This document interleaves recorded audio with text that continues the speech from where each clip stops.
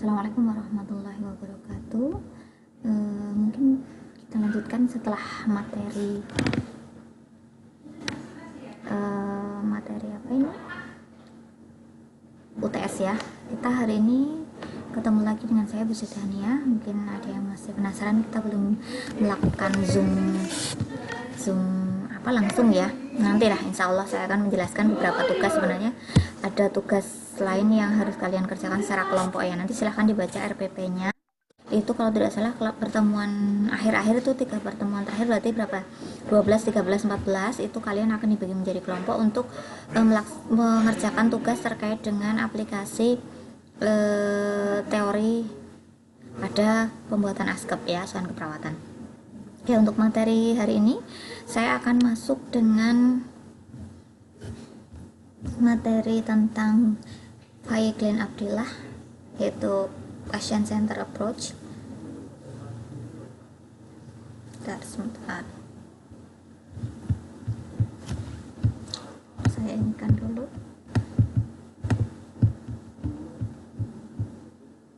Saya share.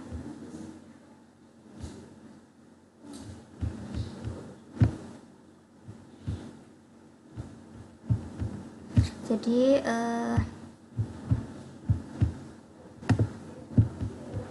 siapa sih sebenarnya? Saya dulu menyangka bahwa Abdillah Faye ini adalah seorang laki-laki ya. Ternyata kalau dilihat dia itu adalah seorang wanita dan dia itu militer, army look gitu. Jadi memang terbiasa menggunakan pakaian militer ya. Sebentar.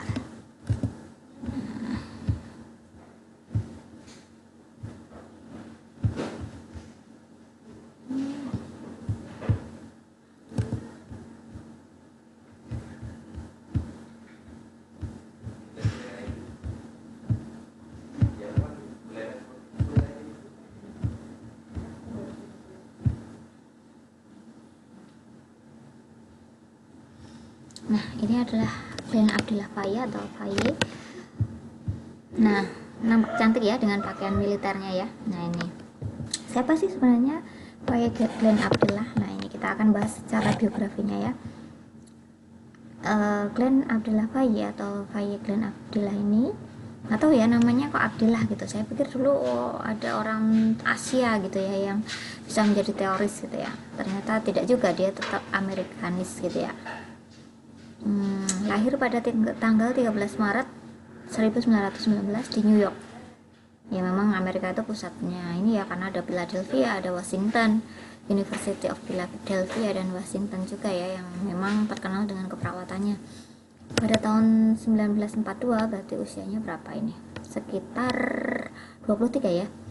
Nah, Abdillah ini memperoleh ijazah keperawatan dengan ijazah magna cum laude. Berarti memang jenius ya, pintar dari start awalnya ya, dari Pitkin Memorial Hospital School of Nursing di New Jersey ya. Kalau sekarang terkenalnya adalah Anme School of Nursing gitu ya. Sejak awal memang dia sudah mendedikasikan hidupnya untuk keperawatan ya.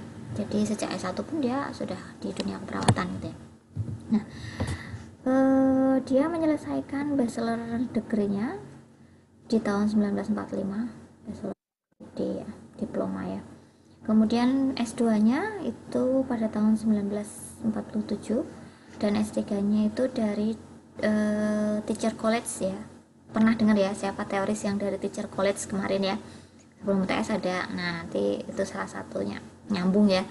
Beberapa teoris itu ternyata kuliahnya di Teacher College Columbia, ya tetap Amerika sana ya. Ini pada tahun 1955 kan, di saat kita masih membawa bambu runcing ya, mereka sudah pada jadi Master of Art di dunia keperawatan ya. Jadi ya tidak salah memang kalau kiblatnya akhirnya ke sana ya. Walaupun sebenarnya dalam dunia Islam pun ada teoris-teoris atau tokoh-tokoh keperawatannya seperti Rufaidah dan lain sebagainya gitu ya. Kemarin Bu Ulfa sudah jelaskan. Oke. Dia kemudian bergabung dengan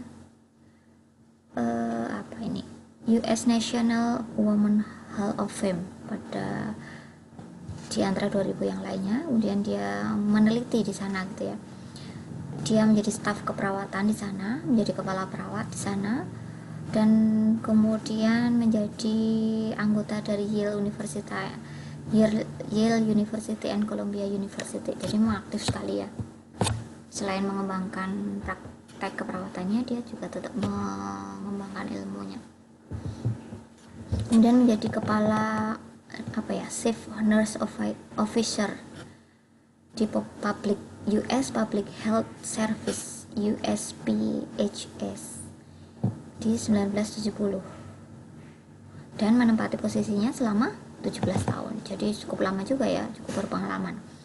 Menjadi kepala bagian keperawatan ya, kalau sekarang bidang mungkin ya, bidang keperawatan selama 17 tahun.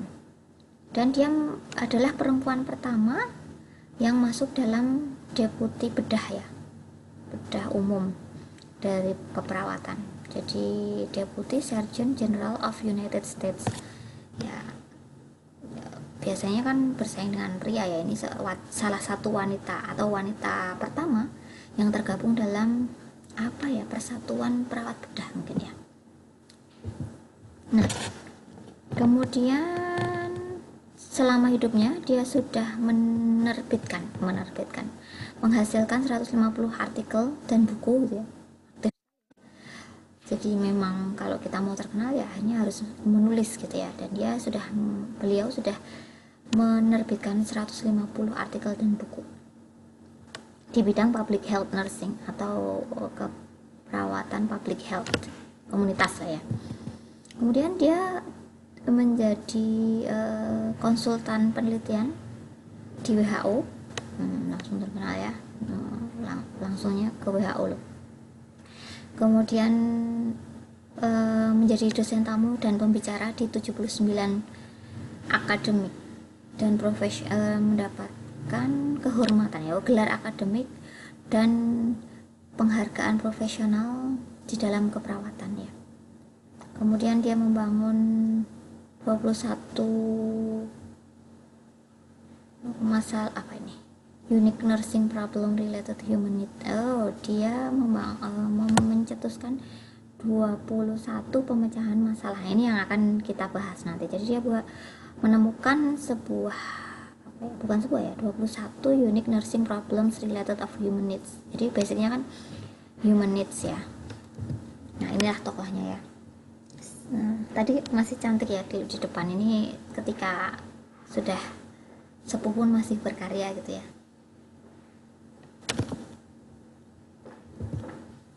Kemudian apa itu 21 nursing problems? Jadi Abdel Lafayette ini selain menjadi konsultan dan pembicara tadi, dia juga aktif di berbagai pertemuan ilmiah gitu ya. Sebentar, saya lanjutkan nanti.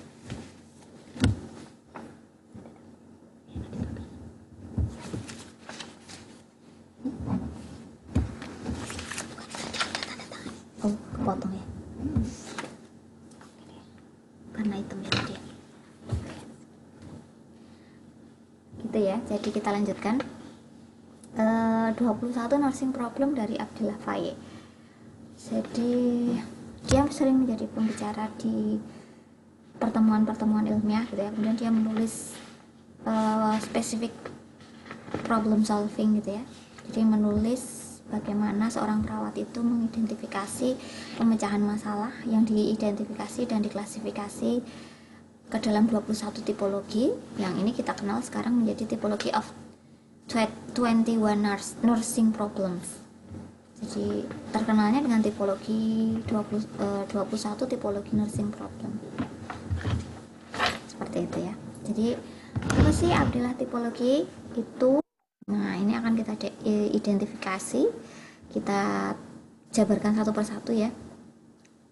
Jadi ke 21 nursing problems tadi, tipologinya itu dibagi menjadi 3 area. Yang pertama adalah area physical, sociological, dan emosional. kebutuhan fisik, sosiologi, dan emosional. Kemudian tipe yang kedua adalah interpersonal relation, ya, hubungan interpersonal antara perawat dan pasien. Dan yang ketiga kriteria ketiga adalah common elemen yang familiar terkait dengan pasien care. Nah, jadi tiga ini area yang dia geluti ya. Jadi 21 tipologi nursing problem tadi diklasifikasikan menjadi 3 area tadi: physical, emotional, and sociological, hubungan antara perawat dan klien, dan patient care, common element of patient care.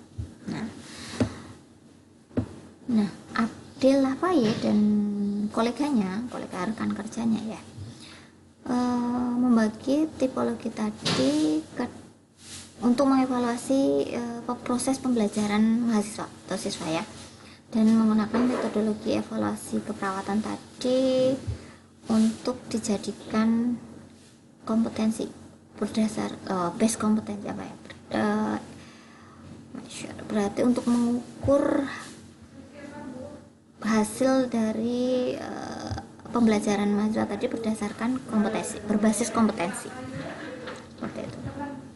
Nah, ini adalah basic to all patient. 21-nya itu dibedakan menjadi ini. Yang pertama adalah promosi good hygiene and physical comfort, jadi kebersihan diri dan kenyamanan. Yang kedua, untuk mempromosikan activity optimal, exercise, rest and sleep, jadi istirahat tidur,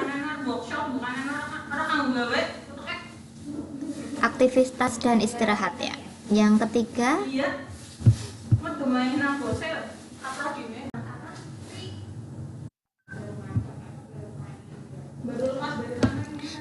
adalah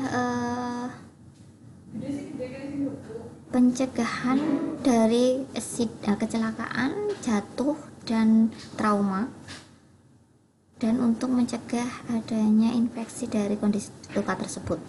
Yang keempat adalah untuk memelihara body mekanik yang benar dan mencegah serta mengkoreksi deformitas, kelainan ya. Deformitas itu ya kelainan, bisa tulang, bisa yang lainnya ya. Kemudian yang kelima adalah untuk memfasilitasi pemeliharaan kebutuhan oksigen untuk semua sel tubuh. Yang keenam, untuk memfasilitasi the maintenance of nutrition of all body cell, berarti untuk memelihara nutrisi dari sel tubuh. Yang ketujuh, untuk maintenance eliminasi, memfasilitasi pemeliharaan eliminasi. Yang kedelapan, untuk elektrolit dan cairan dan elektrolit, keseimbangan cairan dan elektrolit. Kedelapan adalah untuk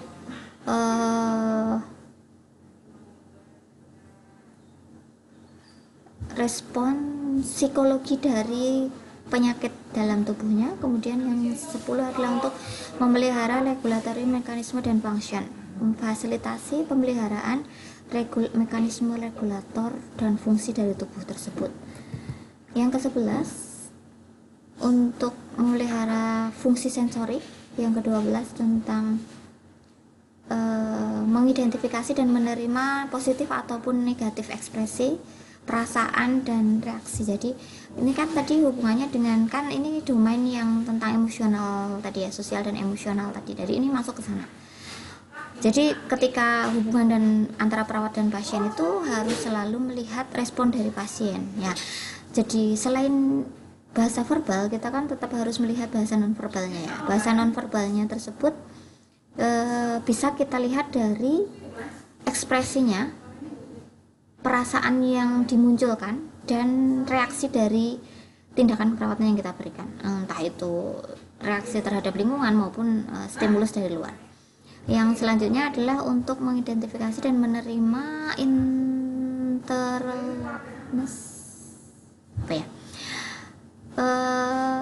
dari penyakit yang bersifat organik dan emosional. Untuk menerima bahwa sebenarnya penyakit itu ada hubungannya antara kondisi emosional dan kondisi fisik, berarti psikosomatis ya.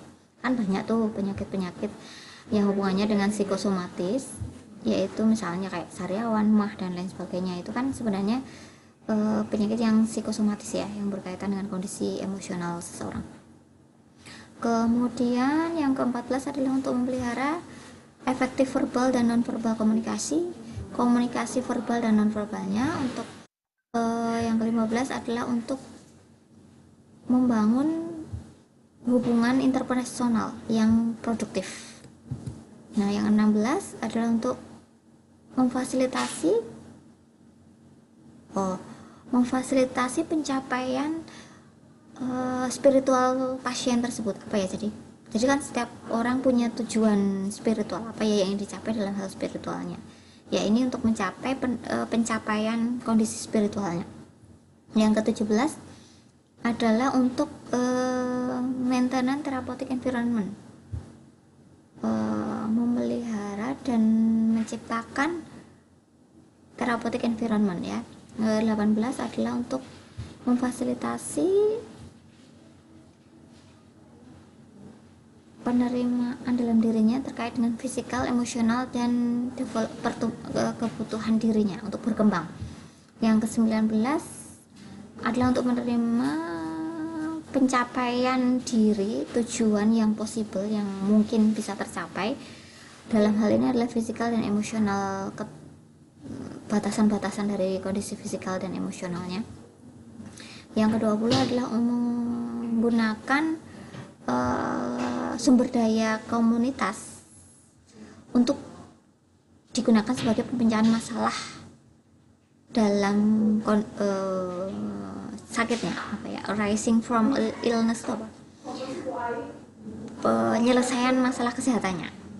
Yang ke-21, to understand the role of social problem as influencing factor of the cause of illness. Ini untuk memahami peran dari permasalahan sosial yang berkaitan dengan faktor-faktor yang mempengaruhi dan bisa yang berkaitan dengan penyebab sakitnya. Nah, gitulah. Jadi kadang kan sebagai perawat itu harus mengkaji sampai sejauh mana penyakit itu disebabkan oleh faktor individu tersebut sendiri atau faktor lingkungan. Nah, ini harus digali dari situ. Waalaikumsalam. Abdullah Faye teori ini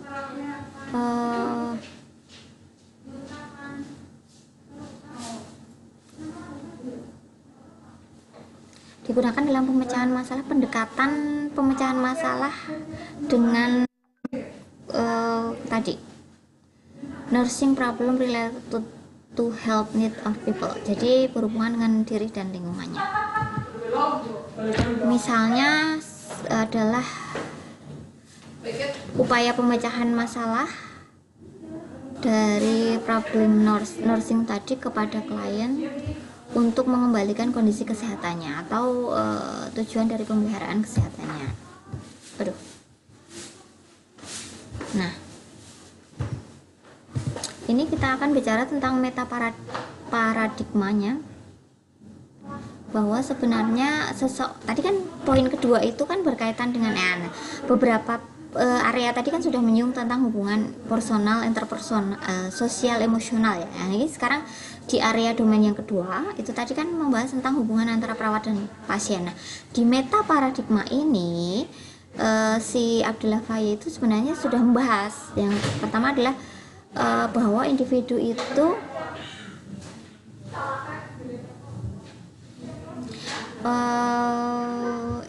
individu pasien tadi adalah seluruh kesatuan dari kondisi fisik, emosional, dan sosial yang dibutuhkan. Kemudian ini membahas tentang manusia, kesehatan, environment, dan nursing. Nah, ini silahkan dibaca sendiri. Si Abdullah Faye ini mendeskripsikan bahwa kesehatan itu tidak hanya berkisar tentang total health needs, tetapi juga healthy state of mind and body. Jadi sebuah satu kesatuan antara pikiran dan tubuhnya. Ini area yang pertama tadi, bahwa ada hubungan antara fisikal, emosional, dan spiritual. Jadi kondisi sakit itu tidak hanya melibatkan fisik semata, karena memang kondisinya ketika sosial emosional seseorang itu turun, lagi drop gitu ya, atau lagi ada banyak masalah, otomatis itu akan mempengaruhi imun kan sebenarnya. Jadi sistem imunnya itu juga akan terpengaruh, entah itu IgM dan IgG, ya, imunoglobulin, serta mekanisme pertahanan tubuh manusia yang paling depan ya, bahkan kondisi ini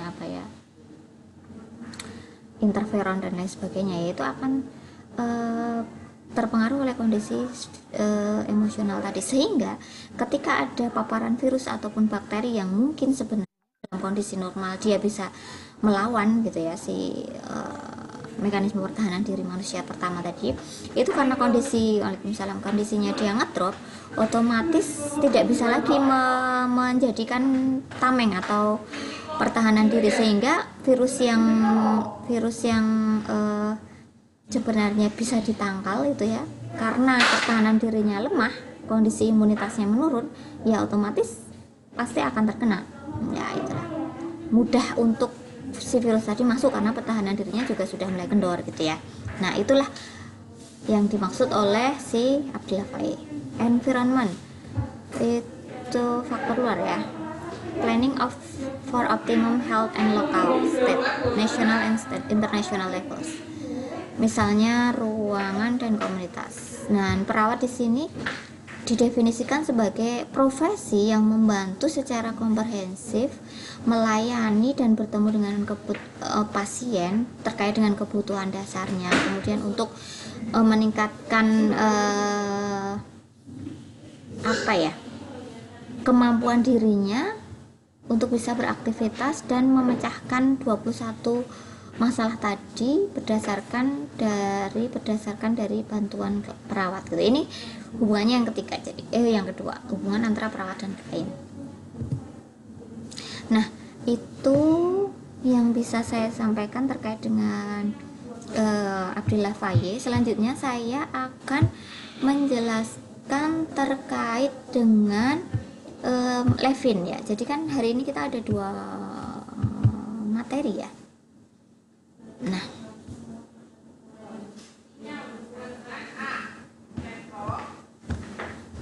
jadi ini bentar.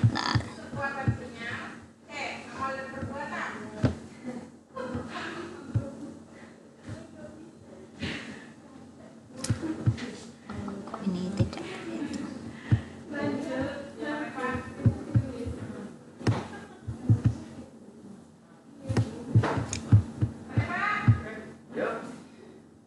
Ya, materi selanjutnya saya akan menjelaskan tentang Levin ya. Jadi Levin.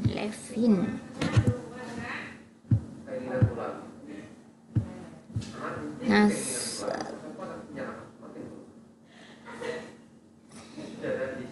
kalian bisa membaca memahami materi satunya yang sudah saya upload itu, tapi dalam bahasa Inggris ya tentunya, untuk memahami dari sudut pandang keperawatan ditinjau dari barat ya. Kalau memang kurang paham ya. Selanjutnya ini saya akan men-share tentang siapa itu Mira Levin. Sebentar. Nah, ini adalah Levin. Ya, pasti penampakannya sudah sepuh tua gitu ya, karena kan untuk jadi teoris dan terkenal di dunia keperawatan ya memang membutuhkan waktu yang lama, tidak 1-2 tahun instan gitu ya, kemudian meledak terkenal kayak zaman sekarang ya. Orang bisa terkenal dalam waktu singkat, tapi kan tanpa karya ya. Kalau ini kan memang karyanya itu mendunia, kemudian teorinya bisa dipakai sehingga awet gitu ya, long lasting.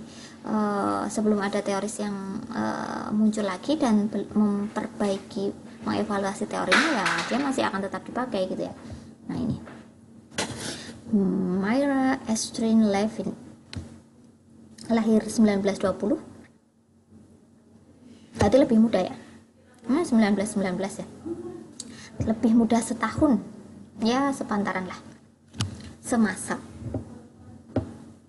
dengan si siapa tadi, Abdullah Faye. Tapi dia meninggalnya tahun 1996, berarti umurnya berapa ya, sekitar 76 tahun ya pada saat meninggal. Nah, si Mayra Estrin Levin ini lahir di Chicago, Illinois, ya tetaplah ya American, pada tahun 1920. Nah, ia adalah anak tertua dari 3 bersaudara. Levin ini mengembangkan minat dalam keperawatan karena, nah ini yang sering saya tekankan pada mahasiswa, sebenarnya kalau teoris itu pasti mempunyai apa ya, background pengalaman, sehingga dia akhirnya menemukan sebuah teori yang akhirnya dia pakai. Misalnya kayak dulu siapa sih,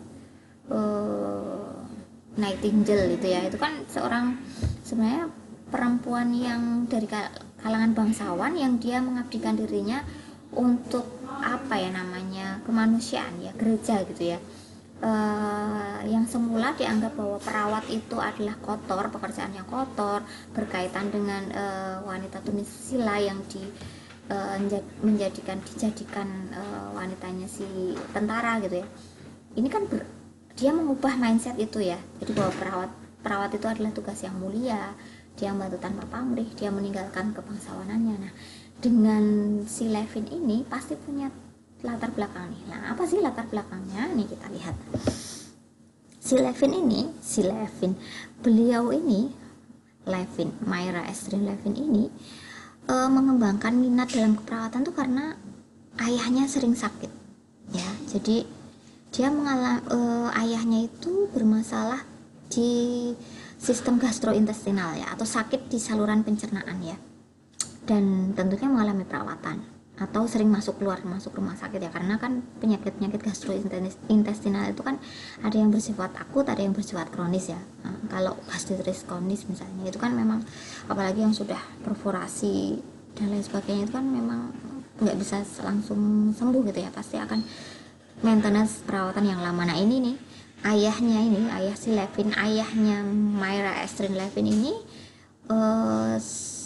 sakit di saluran pencernaan, sehingga si Levin sendiri ini sebenarnya awalnya tidak ingin mengembangkan ilmu perawatan ya, tapi karena dasarnya tadi dia mempunyai pengalaman tersendiri terkait dengan ayahnya yang dirawat, maka dia bersinggungan tuh dengan dunia keperawatan. Awalnya melihat ketika ayahnya dirawat gitu ya, sehingga dia menemukan cara untuk mengajarkan konsep-konsep utama dalam keperawatan medikal bedah, dan berusaha untuk mengajarkan siswa keperawatan tentang pendekatan baru dalam keperawatan. Nah, dia melihat tuh ketika ayahnya dirawat itu ya, bagaimana seorang perawat itu mungkin bagi dia adalah pekerjaan yang mulia, kemudian tapi ada sesuatu nih yang belum tepat. Nah, dia melihat mungkin ada seorang perawat yang bagus untuk ditiru, tapi ada juga beberapa yang perlu diperbaiki gitu. Dari situ, karena dia di KMB ya, gastrointestinal kan medical bedah ya, medical terutama, nah itu dia berkaitan langsung tuh di situ.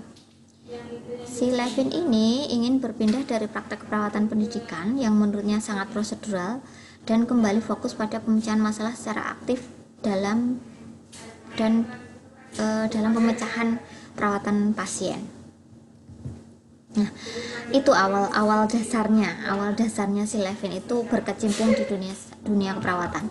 Nah, kemudian kita akan membahas tentang riwayat karirnya ya. Jadi Levin ini lulus dari Cook County School of Nursing pada bentar ya, saya berpindah dulu.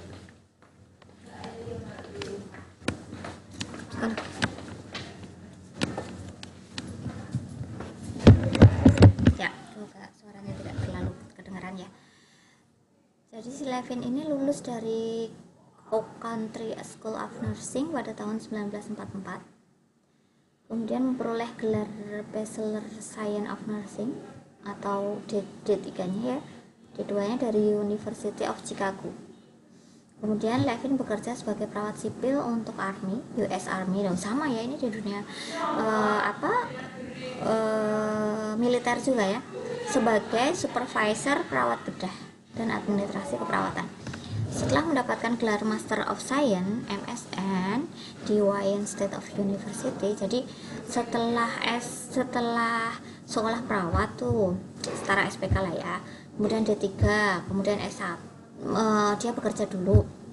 Jadi kalau di sana tuh tidak ada S1 ya, awalnya tuh ya diploma lah ya, BSN gitu ya bukan BSN juga, gelar S1 nya itu dia bekerja di US Army tadi sebagai supervisor perawat bedah, kemudian melanjutkan S2 di Master Science of Nursing (MSN) di Wayne State University pada 1962. Itu berarti umurnya berapa ya tadi? 1920 lahirnya, 40 tahun ya, 40 tahun baru S2 ya. Berarti semangat nih yang baru S1 nanti tetap bisa S2, yang S2 bisa S3 ya. Jadi ia mengajar keperawatan di berbagai lembaga seperti University of Illinois di Chicago dan Tel Aviv University di Israel. Wah, ngajarnya sampai Israel pada tahun 1987, yang saat usianya itu sudah 60 tahun. Luar biasa ya, usia 60 tahun masih melanglang buana lintas negara, bahkan lintas benua ya. Levin ini adalah seorang pemimpin yang aktif dalam hal, jadi dia terlibat langsung di ANA ya, Association Nursing America, dan kalau itu kan berarti mendunia ya, Asosiasi Perawat Illinois. Nah, effortnya dari si Levin ini, dia itu tidak hanya aktif di masalah teori saja, tapi dia adalah penyuara yang dinamik. Dia menjadi pembawa acara dalam program dan tempat kerja, seminar dan panel. Jadi memang aktif sekali ya, sering mengisi seminar dan panel-panel pertemuan ilmiah gitu ya. Menulis buku juga gitu ya, seorang penulis berbakat mengenai ilmu perawatan dan pendidikan. Kemudian Levin juga memiliki berbagai macam karir perawat yang lain, antara lain sebagai perawat pribadi tapi perawat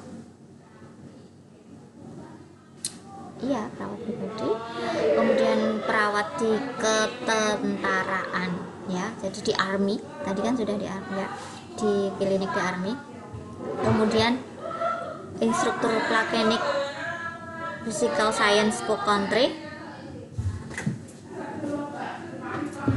dan di Direktur Keperawatan di Drexel Home Chicago di bagian bedah.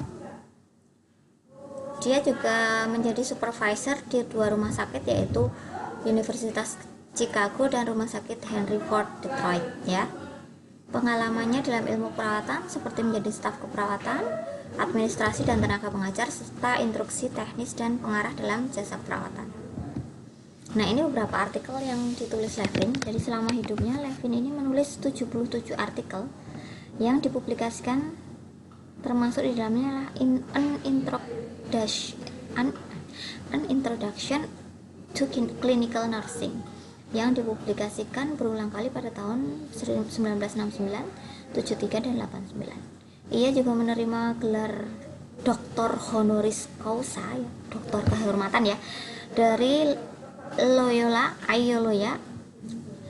University di tahun 1992.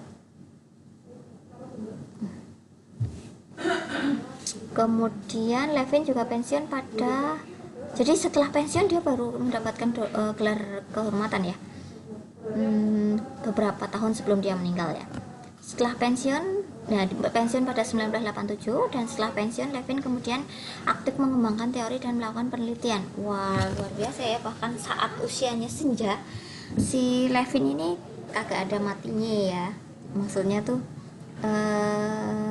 tetap bisa produktif walaupun sudah tidak lagi di dunia perawatan ya.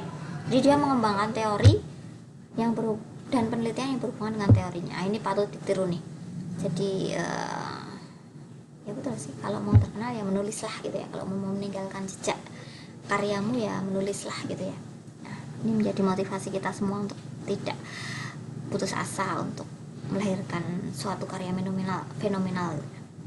Nah, Levin ini meninggal pada tahun 1996 di usianya 75 tahun. Anda bayangkan ya, 71 tahun dia menerima gelar doktor honoris causa. Itu berarti berapa tahun? Sekitar 5 tahun setelah dia pensiun baru mendapatkan gelar kehormatan doktor honoris causa tadi ya. Bukan kayak sekarang ya, dokter honoris causa bisa didapatkan dari berbagai lembaga bukan karena karyanya. Ini benar-benar karena karyanya nih, patut ditiru ya. Nah nih, kalau mau membaca tentang penghargaan yang diterima Levin itu banyak sekali ya, ada 9. A Charter Fellow of the American Academy Nursing, an honorary membership in American Mental Health. Nah, di Israel pun dapat ya karena dia mengajar di Israel tadi ya, di University of Tel Aviv tadi ya. Kemudian banyak penghargaan, silahkan dibaca sendiri di sini. Dari kebanyakan sih dari American Nursing ya karena dia kan tinggal di Amerika ya. Elizabeth Rachel Buford Award for excellence in teaching from Sigma Theta Tau. Nah itu ya, banyak penghargaan yang dia terima. Yang terakhir adalah tadi Doktor Honoris of Human Letter from Loyola University of Chicago. Nah, apa sih teori yang dikemukakan oleh Levin? Nah, ini kita akan bahas. Jadi si Levin ini mengumumkan teori bahwa nursing is human interaction hampir sama dengan yang dicetuskan oleh Abdullah Faye tadi ya. Tapi ini menekankan, kalau si Abdullah Faye tadi kan bahwa pasien itu tidak hanya berupa dari segi fisik tetapi emosional, lebih ke mental health lah ya. Nah kalau Levin ini apa ya, nursing knowledge truly grounded in modern specific concept and product relation between a nursing and individual. Tetap mengedepankan hubungan antara perawat dan klien, tetapi ini lebih menekankan hubungan percaya, hubungan antar manusia, hubungan saling percaya tadi ya. In the care of the sick, dalam perawatan manusia, this has always been true, but never before has been available to the nurse. So it's understanding of body knowledge to use on patient behalf.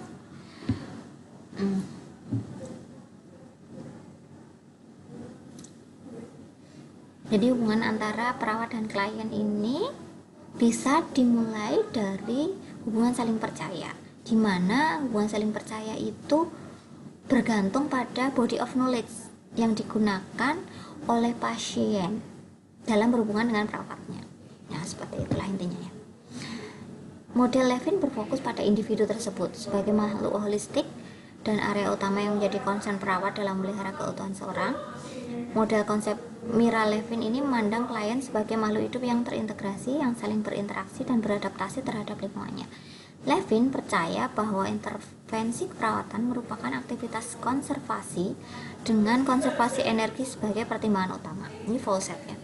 Kemudian sehat menurut Levin itu dilihat dari sudut pandang konservasi energi. Jadi ini ketemu ya, kuncinya adalah teori konservasi energi. Jadi Anda pernah mendengar tentang teori konservasi energi? Nah inilah si Levin ini penemunya. Apa itu konservasi energi? Mari kita bahas sebentar lagi. Jadi Levin ini percaya bahwa di dalam interaksi keperawatan antara manusia dan perawat dan klien itu merupakan aktivitas konservasi yang terdiri atas energi klien, struktur integritas personal, dan integritas sosial, sehingga pendekatan ASKEP-nya ditujukan pada penggunaan sumber-sumber kekuatan klien. Ya, jadi sebenarnya intinya seperti inilah. Coba saya ini kan ya, benang merah. Teori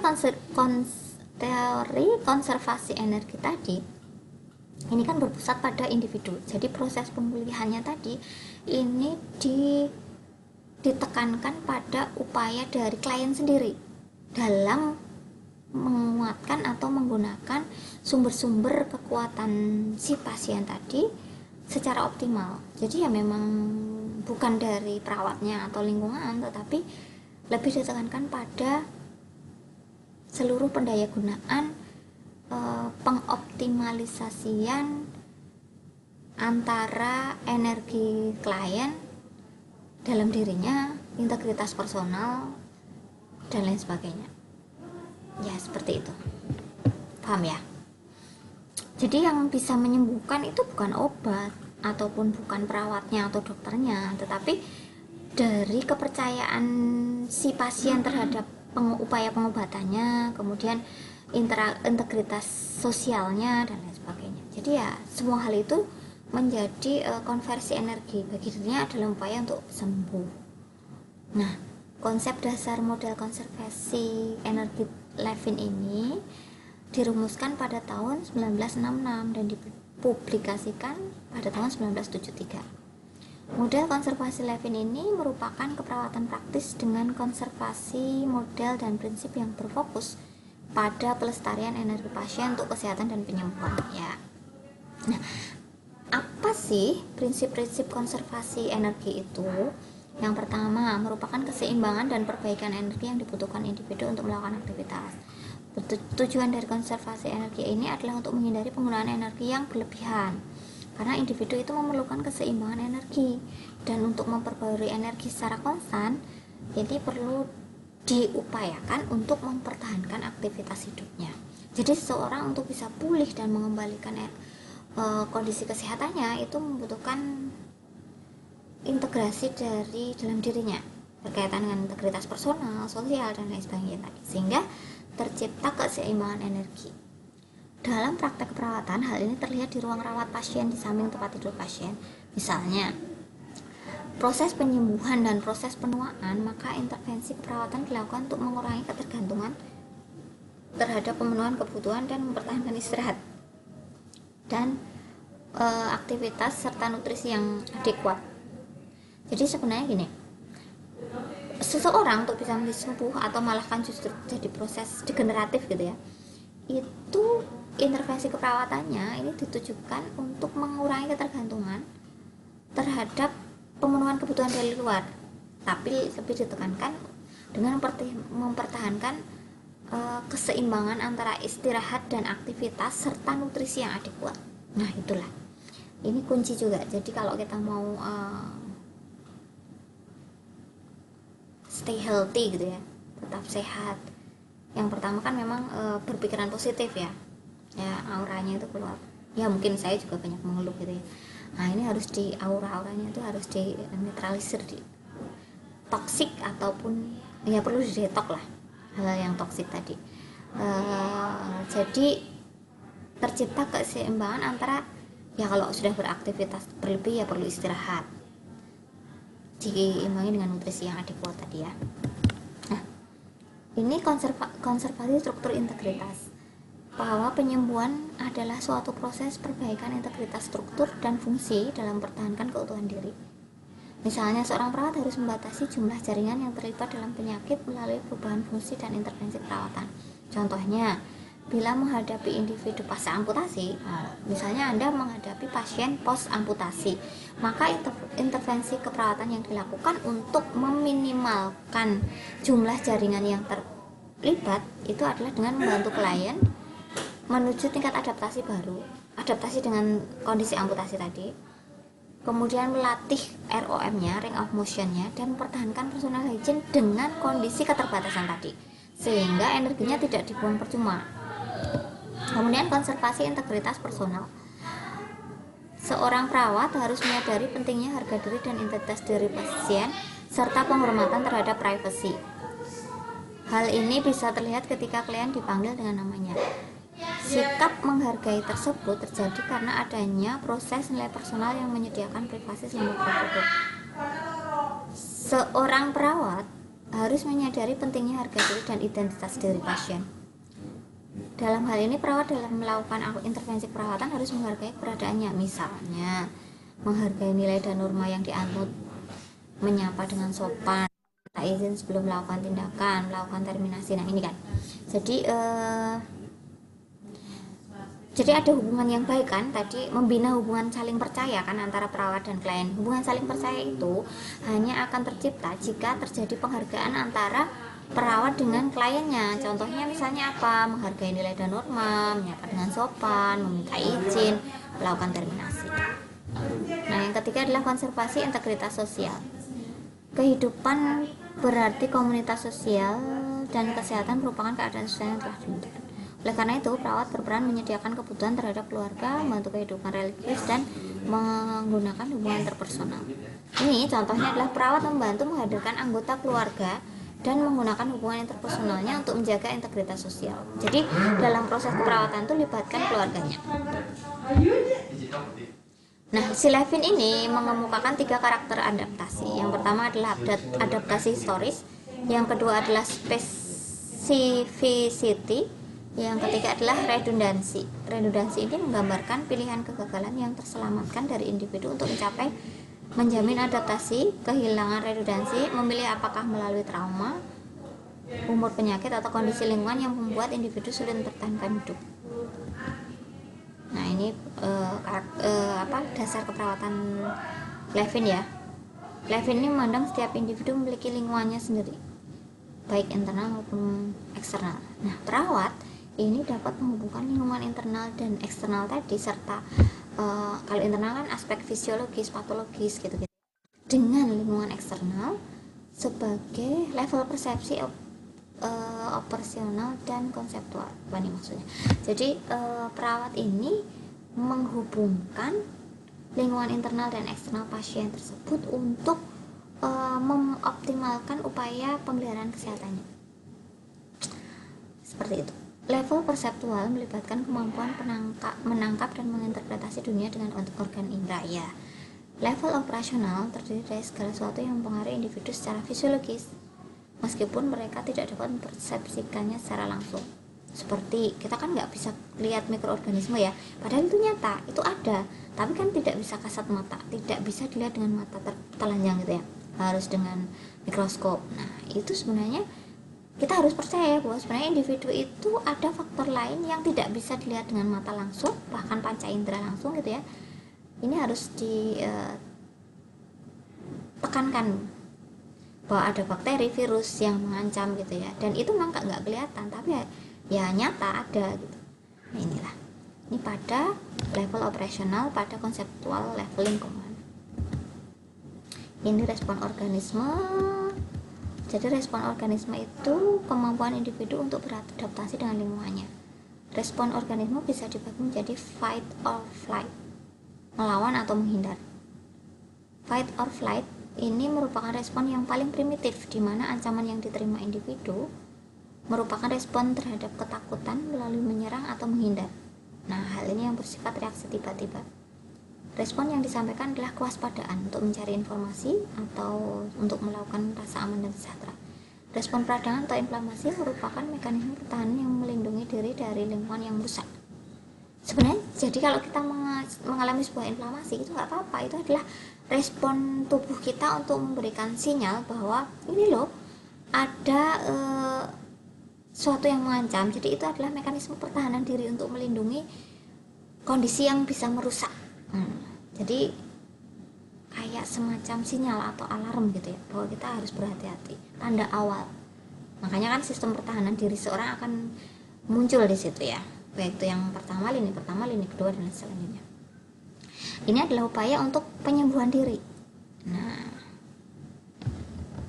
kemudian respon terhadap stres menghasilkan respon defense dalam bentuk perubahan yang tidak spesifik pada manusia, dan kewaspadaan perseptual. Responsi sensori menghasilkan kesadaran persepsi, informasi, dan pengalaman dalam hidup hanya bermanfaat ketika diterima secara utuh oleh individu. Nah, itulah apa yang dikemukakan oleh Levin. Jadi respon ini sangat tergantung pada kewaspadaan persepsi individu tersendiri, yang hanya terjadi saat individu itu menghadapi dunia atau lingkungan baru sekitarnya dengan cara mencari dan mengumpulkan informasi. Ini bertujuan untuk mempertahankan keamanan dirinya. Jadi ya setiap orang kan adaptasi ya, dalam lingkungan baru itu kan selalu beradaptasi. Nah, cara beradaptasi orang itu bermacam-macam. Apakah dia flight or fight, menghindar atau menyerang gitu ya, atau memilih untuk mengumpulkan informasi sehingga dia bisa bertahan. Nah, itu adalah teori-teori yang dikemukakan. Ya, sehingga dalam teori konservasi energi tadi, kesemuanya itu dimanfaatkan oleh oleh diri si pasien tersebut untuk meningkatkan upaya penyembuhannya. Seperti itu. Silahkan dipelajari kembali. Mungkin saya bahasanya terlalu cepat. Kalau memang bahasa saya terlalu cepat dan susah diterima, Anda boleh mengulang rekaman ini berulang-ulang, atau Anda coba memahaminya dari sudut pandang Anda sendiri dari PPT yang sudah saya berikan di Skalsa dalam bentuk PDF. Ya, silahkan dicermati. Oh iya, ada beberapa pertemuan selanjutnya nanti saya akan menjelaskan terkait dengan tugasnya ya. Ya, seperti itu. Terima kasih atas perhatiannya. Semoga sih tidak ada pertanyaan ya. Kalaupun ada, semoga saya bisa menjawabnya dengan tepat. Terima kasih atas perhatiannya. Mohon maaf kalau banyak kesalahan. Saya akhiri. Assalamualaikum warahmatullahi wabarakatuh.